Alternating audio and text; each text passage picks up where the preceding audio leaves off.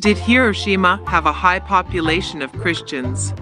And millions of people every century are slaughtered by Christians. And as Christians are slaughtered, and a lot of those people who are slaughtered by Christians are Christians, because more Christians are killed by the Roman Empire after Constantine than before, after the empire becomes Christian.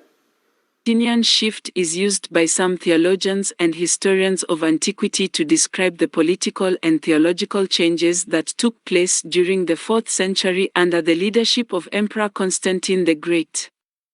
Rodney Clapp claims that the shift or change started in the year 200.1. The term was popularized by the Mennonite theologian John H. Yoder. 2. He claims that the change was not just freedom from persecution but an alliance between the state and the church that led to a kind of Caesaropapism. And this goes on and on and on until we are where we are today. I suppose you know that in my mind, the symbolic nada, the symbolic low point of all this is August 9th of 1945, when an entirely Christian bomb crew flies over Nagasaki, an entirely Christian city. In fact, the original and the largest Christian city in Japan, the most revered Christian city in Japan.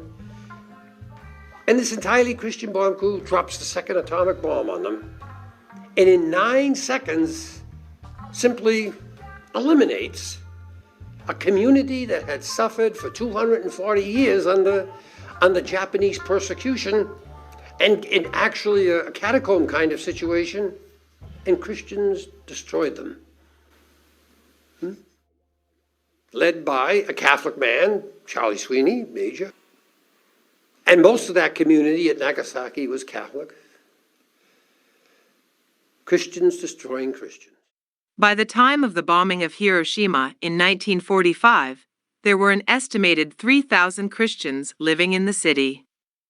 The bombing of Hiroshima had a devastating effect on the Christian community. Most of the city's Christian churches were destroyed and many Christians were killed or injured. In the aftermath of the bombing, many Christians left Hiroshima. The population of Christians in the city has been slowly declining ever since.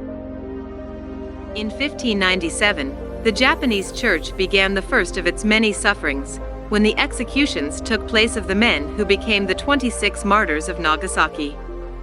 Like our blessed Lord, these men were crucified and pierced with spears. They were composed of Franciscans and Jesuits. Constantinian Christianity has been a total and complete failure, morally and spiritually. In 1615, Christianity was completely prohibited from Japan and missionaries were ordered to leave. Many stayed, even though persecutions followed. On September 10, 1622, 56 Christians were burned alive or beheaded at Nagasaki.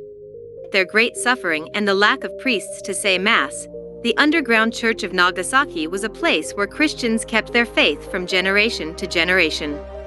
Many tried to live their faith in secret, but were forced to trample on an image of Christ or Mary once a year in order to prove that they were not secret Christians. In thanksgiving for the Lord's presence, they decided to build a cathedral on the grounds of the land where they had been forced to trample on Our Lady's image. The Church of the Immaculate Conception that was built there was the biggest in Asia. 95% of Japan's now blossoming Catholic Church lived in Nagasaki. After 250 years of exile, Japanese Christians finally had reasons for optimism. Unfortunately, some in the United States had other plans for Japan's Christians.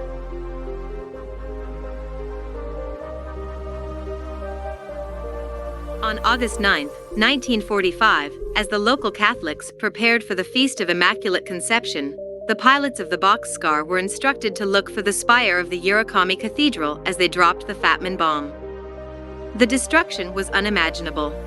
Fulton Sheen would later associate the viciousness of the atomic bomb attacks with the moral disorder of the world afterwards, seeing it as having opened up a new system where the ends justified the means in all circumstances and man was capable of using technology to inflict hell on earth. In the death toll, minus 8,500 of the 12,000 Christians. 3 separate orders of nuns. An entire Catholic school.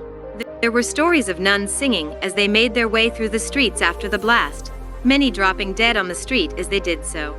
Now, post-Constantine, its justification of war and violence and so forth, century after century after century in different forms. Bishops, popes, priests, ministers, reformers, you name it, theologians, saints, all justifying violence and war. In the name of Jesus now. Constantine of Hippo, who originally had rejected violence in religious matters, later justified it theologically against those he considered heretics, such as the Donatists, who themselves violently harassed their opponents.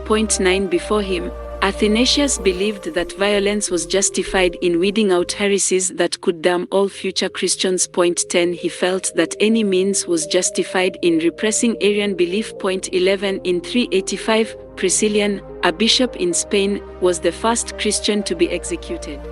In the name of Jesus now, after Constantine.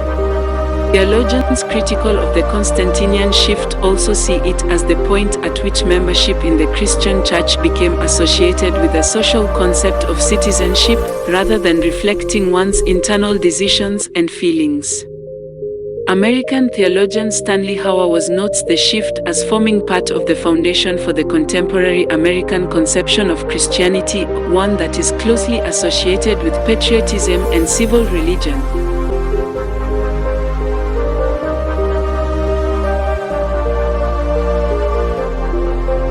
Of state-aligned Christianity often point to the ascension of Constantine as the beginning of Caesaropapism. According to this critique, the official Christianity of the Roman state rapidly became a religious and metaphysical justification for the existence, exercise, and expansion of worldly political power, ultimately facilitating earthly Christian empire both for Rome and its successors across Christendom.